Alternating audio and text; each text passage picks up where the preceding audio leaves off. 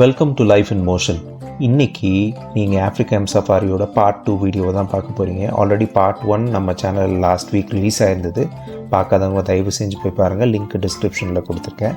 இந்த வீடியோவில் நம்ம அடுத்து என்னென்ன விலங்குகளை பார்த்தோங்கிற தொகுப்பை தான் பார்க்க போகிறீங்க. பார்த்து ரசிங்க. ஃபஸ்ட்டு இந்த பர்டிகுலர் அனிமல், இது என்ன அனிமல்னே எனக்கு சத்தியமாக தெரியல. உங்களுக்கு தெரிஞ்சிருந்தால் தயவு செஞ்சு கமெண்ட் செக்ஷனில் சொல்லுங்கள், நாங்களும் கொஞ்சம் தெரிஞ்சுக்கிறோம் இந்த விலங்கை பற்றி. அடுத்த மிஸ்டீரியஸ் அனிமல் இந்த விலங்கு. இதுவுமே என்ன விலங்குன்னு எங்களால் ஐடென்டிஃபை பண்ண முடியல. நாங்கள் பார்க்கும்போது தண்ணிக்கு வெளியே இருந்துச்சு. கொஞ்ச நேரத்துக்கு அப்புறம் தண்ணிக்குள்ளே போனது தான், வெளியே வரவே இல்லை. ரொம்ப நேரம் தண்ணிக்குள்ளேயே இருந்துச்சு. எனக்கு தெரிஞ்சு இந்த விலங்குனால தண்ணிக்கு வெளியவும் தரையிலையும் தண்ணிக்குள்ளேயுமே வாழ முடியும்னு நினைக்கிறேன். பட் உங்களுக்கு விவரம் தெரிஞ்சால் கமெண்ட் செக்ஷனில் சொல்லுங்கள். அதுக்கப்புறம் நாங்கள் பார்த்தது இந்த அங்கோல் கேட்டல்ங்கிற மாடு வகையை சேர்ந்தது தான். இது இதோட கொம்புகளுக்கு ரொம்ப பெயர் போனது. அதோட கொம்புகளை பாருங்கள், எவ்வளோ பெருசாக இருக்குது. பார்க்குறதுக்கு ரொம்ப பிரமிப்பாகவும் அழகாகவும் இருந்துச்சு. நாங்கள் பார்த்த மிருகம் சிம்பான்சி தான். இது நாங்கள் ஆட்கள் இதை பார்க்க வந்திருக்கோங்கிறத தெரிஞ்சுக்கிட்டு இது என்னென்ன சேட்டை பண்ணுது பாருங்கள். இது பாருங்கள், எங்களை ஒரு வேடிக்கை பொருளாக பார்த்து அது கிண்டல் பண்ணிக்கிட்டு இருந்த மாதிரி இருந்துச்சு எனக்கு. அது ஆடிச்சு. அதுக்கப்புறம் அப்படியே இன்னும் ரேம்ப் வாக் மாதிரி அது நடந்து போச்சு. அது பயங்கர ஃபன் பண்ணி, நாங்கள் பார்த்து ஃபன் பண்ணமோ இல்லையா, அது எங்களை பார்த்து ரொம்ப ஃபன் பண்ணிக்கிட்டு இருந்த மாதிரி இருந்துச்சு.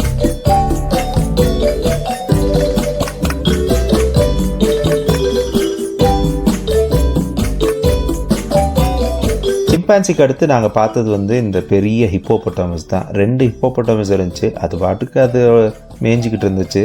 பட் அதோட ஸ்கல்லை அது இருந்த இடத்து பக்கத்துலேயே வச்சுருந்தாங்க.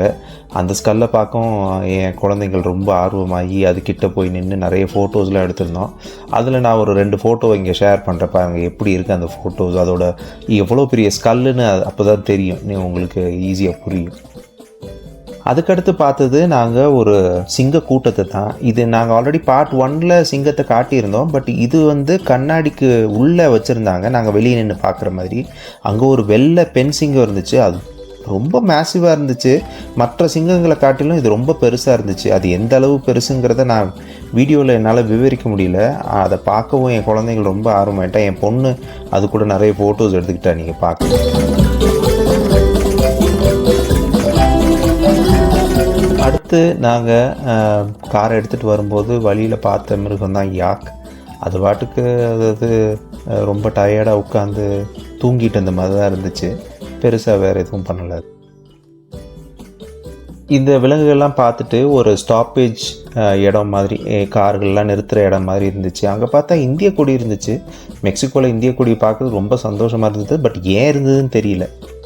இதுக்கப்புறம் நம்ம இந்த இடத்துல கார்களை நிப்பாட்டி ஜூ மாதிரி போய் நிறைய விலங்குகளை பார்த்தோம். அதில் முதல் பார்த்த விலங்கு இந்த விலங்கு தான். இது பார்க்குறதுக்கு ஆண்ட் ஈட்டர் மாதிரி தான் இருக்குது. எனக்கு தெரிஞ்சு இது ஆண்ட் ஈட்டர் தான் நினைக்கிறேன். உங்களுக்கு இல்லை இது வேறு விலங்குனா எனக்கு கமெண்ட் செக்ஷனில் சொல்லுங்கள். பட் பார்க்குறதுக்கு அப்படி தான் தெரிஞ்சுது.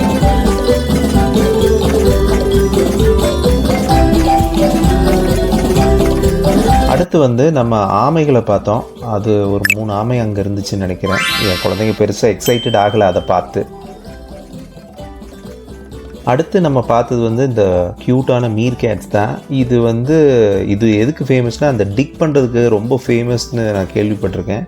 அது இல்லாமல் நிறைய பூச்சிகள் பாம்புகளையும் சாப்பிடும். பார்க்குறதுக்கு ரொம்ப க்யூட்டாக இருக்கும். இதுக்கடுத்து நாங்கள் போனது ஒரு க்ளோஸ்டு செக்ஷன் மாதிரி இருந்துச்சு. அங்கே நிறைய மயில்கள், வாத்து, அப்புறம் ஆடுகளும் வச்சுருந்தாங்க. நம்மளுக்கு தான் மயில்னாலே ரொம்ப பிடிக்குமே, அதனால் மயில் நம்ம பக்கத்துலேயே நடந்து போச்சு. அதை நம்ம நிறைய கேப்சர் பண்ணோம். அது இல்லாமல் எனக்கு ஒரு வருத்தம் என்னென்னா அதோட தோகை இல்லாமல் இருந்துச்சு. அது என்ன காரணம்னு தெரியல. பட் இருந்தாலும் நான் ஒரு சில பிக்சர்ஸ் எடுத்திருந்தேன். அது இல்லாமல் இந்த வாத்துகள் ரொம்ப சிங்க்ரைஸ்டாக ஒரே மாதிரி நடந்து போய் ஒரே மாதிரி தலையெல்லாம் தூக்கி இருந்துச்சு. அதை நான் ஒரு சில பிக்சர்ஸ் எடுத்திருந்தேன், உங்களுக்கு ஷேர் பண்ணுறேன். இதுக்கடுத்து நாங்கள் நிறைய குரங்குகளை தான் பார்த்தோம். அது பாட்டுக்கு அது பேன் பார்த்துட்டு இருந்துச்சு. ஒவ்வொரு குரங்குக்கும் ஒவ்வொரு குரங்கு கூட இருந்து உட்காந்து பேன் பார்த்துட்டு இருந்துச்சு. அது இல்லாமல் கீழே நிறைய குரங்குகள் ஒன்று சண்டை போட்டுக்கிட்டு வேறு இருந்துச்சு. அதோட கிளிப்பும் நான் ஷேர் பண்ணுறேன், நீங்கள் பாரு.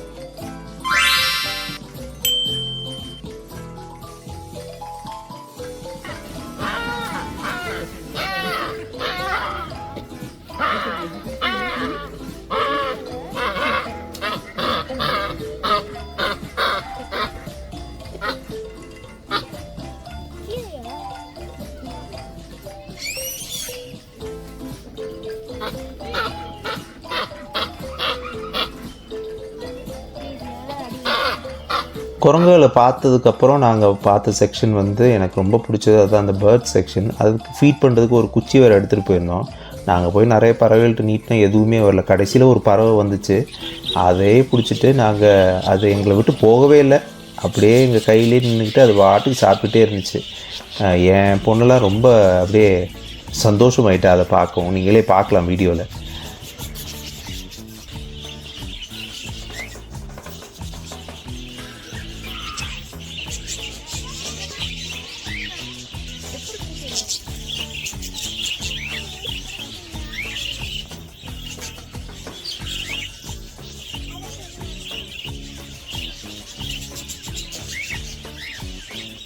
இதை அடுத்து நாங்கள் பார்த்தது இந்த கேங்க்ரூஸ் தான். மோஸ்ட்லி எல்லாமே ரிலாக்ஸ்டாக படுத்துருந்துச்சு. அதில் ஒரு கேங்க்ரூ வந்து அதோட அம்மா கிட்ட பால் குடிச்சிருக்கிறத பார்க்கலாம்.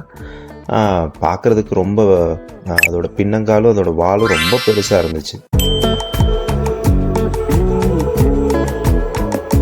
அதை அடுத்து நாங்கள் பார்த்தது வந்து இந்த கயோட்டி அப்படின்னு சொல்கிற அனிமல் தான். இது பொதுவாக பெரும்பாலும் நிறைய கனடா, USA போன்ற நாடுகளில் ரொம்ப ஈஸியாக பார்க்க முடியும் காடுகளில். இது பார்க்க கொஞ்சம் இந்த ஓநாய் மாதிரியே இருக்கும். பட் இதை வந்து இங்கே கயோட்டி அப்படின்னு தான் கூப்பிடுறாங்க.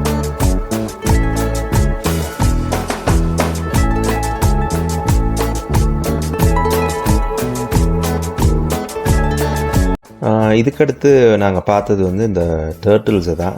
இது பார்க்குறதுக்கு ரொம்ப க்யூட்டாக இருந்துச்சு. அது அந்த தண்ணிக்குள்ளே ஸ்விம் பண்ணி போகிறது. அதோட கலருமே கொஞ்சம் நல்லா இருந்துச்சு பார்க்குறதுக்கு. என் கிட்ஸ் எல்லாம் ரொம்ப என்ஜாய் பண்ணி அதை பார்த்துட்டு இருந்தாங்க.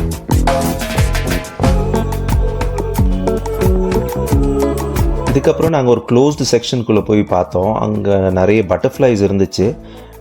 நிறைய பட்டர்ஃப்ளைஸ் என்னால் பக்கத்தில் பார்க்க முடியல. பட் நான் பார்த்ததில் என்னால் எவ்வளோ ஜூம் இன் பண்ணி எடுக்க முடியுமோ ஒரு சில பட்டர்ஃப்ளைஸ் எடுத்துருக்கேன். பாருங்கள் எவ்வளோ அழகாக இருக்குன்னு.